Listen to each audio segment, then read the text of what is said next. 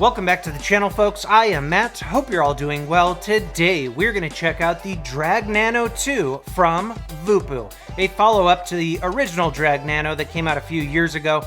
Now has adjustable airflow, 3 different adjustable power settings, bigger battery, different pods. Let's go ahead and dive into it. So inside, you will have the device with 1 pod pre-installed. You then get a second pod and a USB-C cable, a metal lanyard, and a user manual. All right, so here is the device. This thing has a built-in 800 milliamp hour battery made out of zinc alloy with this chrome finish on it. At least this version that I got. I got 2 of these. I know they are going to come in different colors of leather or pleather, and then they have some other materials for panels if you don't like the leather look as well, but I haven't seen those yet. So, zinc alloy frame that's chrome plated. You do have a USB-C port right there. It says Gene Chip right there. Nothing on that side except for your little hole for your lanyard. On this side here, you do have adjustable airflow, 3 light indicators, and a button. And that AFC works like so. So you just push that down or you push it up. It's pretty stiff, which is a good thing, so it's not going to change in your pocket.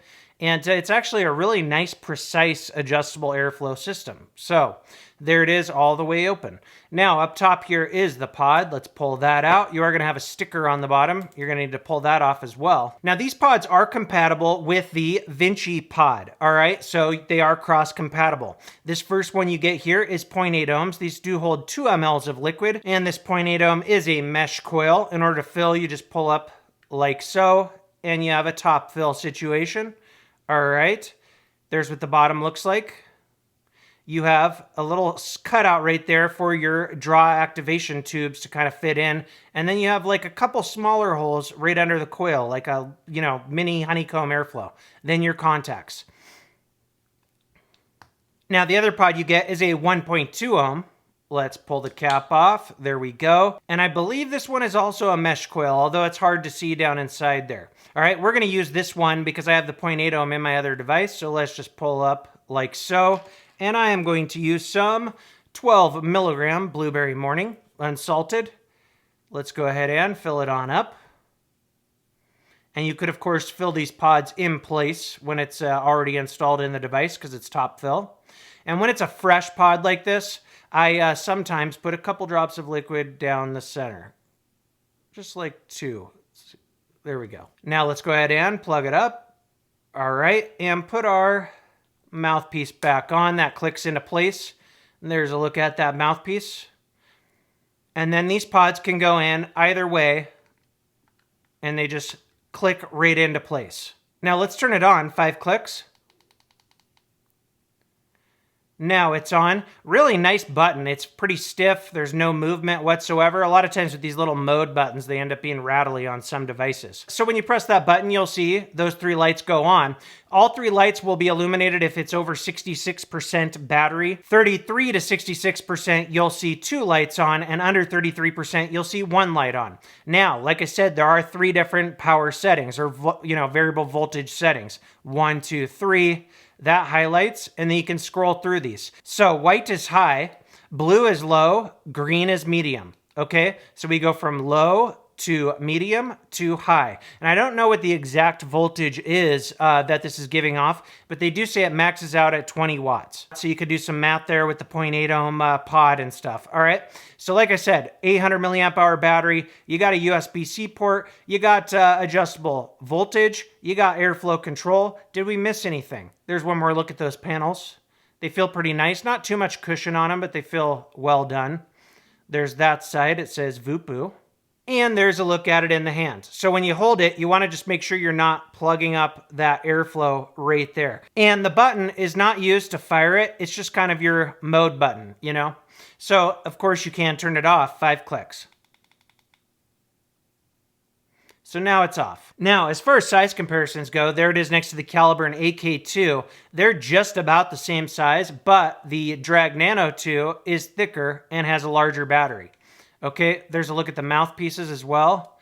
You could see the pod on the Drag Nano 2 is wider. All right, guys, that is it for the up close. Let's go ahead, go up top, vape these, and talk about them a little more. All right, here's the Drag Nano 2. We're going to start out with the 0.8 ohm coil. I have it on the highest power setting. Airflow's wide open, 12 milligram. Here we go. Now, wide open, you could almost do a really tight restricted lung hit, but it's a looser MTL. That's what I would call it. Let's compare it to the Caliburn A2.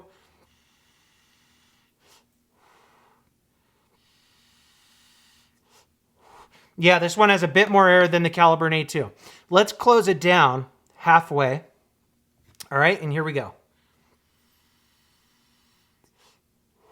Now it's shining. All right, that's a nice medium MTL draw. Very, very smooth draw. Good amount of warmth, really nice flavor. I dig it. Now this one has the 1.2 ohm coil inside. I have the airflow halfway closed. Also have it on the highest power setting, 12 milligram. Here we go. You get a decent amount of warmth with the airflow closed down. Let me close it down even a little more. Yeah, it's nice. If you close it down super duper tight, you almost get like a little faint whistle, but it doesn't bug me. It's not loud or anything. So, you know, if you're trying to choose between which of the two pods, just try them both because both come in the package. I think if you like a really warm vape, maybe you use 12 milligram or something, you're probably going to go towards that 0.8 ohm. If you like maybe a slightly cooler vape, I still get a good amount of warmth though if I close the air down quite a bit. But if you like a slightly cooler vape, then you're probably going to want to go with the 1.2 ohm. I know a lot of the Nick Salt folks tend to vape a bit cooler sometimes. So going into pros and cons, cons first. First off, it's a fingerprint magnet. That's definitely worth pointing out. You know, I'm not sure if all the frames are going to have a chrome finish, but on this one, it's definitely a fingerprint magnet. Also, you got to be careful how you hold it. Sometimes with a little, you know, pod device like this, I'll hold it kind of like that once in a while, and I accidentally plugged up my airflow a few times. So just be aware of that. If you hold it like this on the face, you're never going to touch that airflow.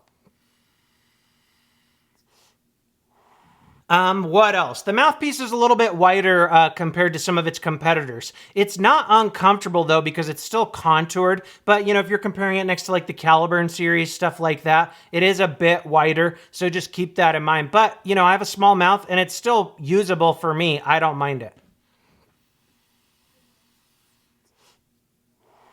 The only other thing worth mentioning is that while it does have, you know, 3 steps of adjustable power, once your battery gets low enough, you will notice, you know, a power drop off. It can only regulate so far, right? Once your battery gets too low, it can't upregulate that voltage, if I'm using the right terminology there. So just keep that in mind. So all just kind of minor nitpicks. Going into pros, love the way they implemented the adjustable airflow system, and it works great. You can get a nice, tight MTL draw off of this thing, or you can get a pretty loose MTL draw off of this thing if that's what you like. Also, I love that you have 3 different power settings, so you can customize your vape a bit.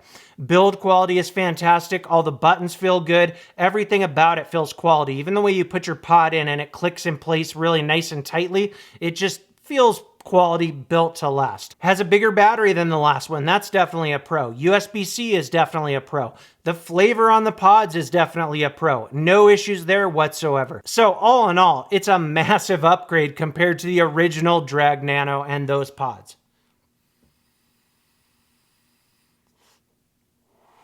Really nice flavor, really nice throat hit with 12 milligram. One I'm going to continue to use, and I'm going to buy more of the 0.8 ohm pods because those definitely fit my vaping style. Oh, and one last thing.